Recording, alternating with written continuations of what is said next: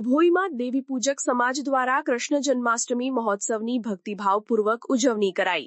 2 દિવસ ભગવાન કૃષ્ણ અને રાધાજીની પ્રતિમાની સ્થાપના કર્યા બાદ ભવ્ય શોભાયાત્રા કાઢી પ્રતિમાનું તળાવમાં વિસર્જન કરાયું હતું। શ્રાવણ માસની અષ્ટમી એટલે ભગવાન કૃષ્ણ અવતરણ દિવસ।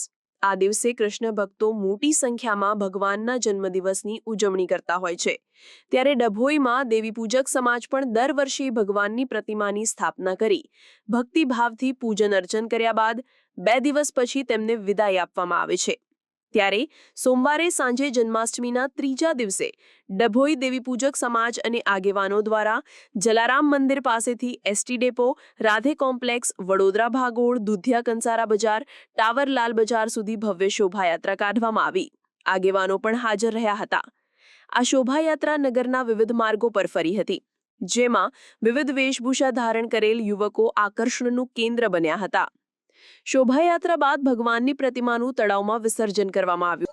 આ અમારો જન્માષ્ટમીનો જે કઈ તહેવાર છે, ઉત્સવ છે, એ અમારી સમાજ શાંતિપૂર્વકથી આ ઉત્સવ મનાવે છે અને આમાં અમને દરેક નેતાઓ સાથ આપે છે, સરકાર સાથ આપે છે, દરેક અમારી સમાજ સાથ આપે છે અને દરેક સમાજ મળીને આ કાર્ય કરે છે। કોઈ અમારે આમાં કોઈ તોફાન નથી થતું। આ વર્ગો સંતપુરીથી નીકળીને સીધો લાલ બજાર આવે છે, સંતપુરી ડભોઈ, અને અહીંયા આગળ એનું વિસર્જન કરવામાં આવે છે।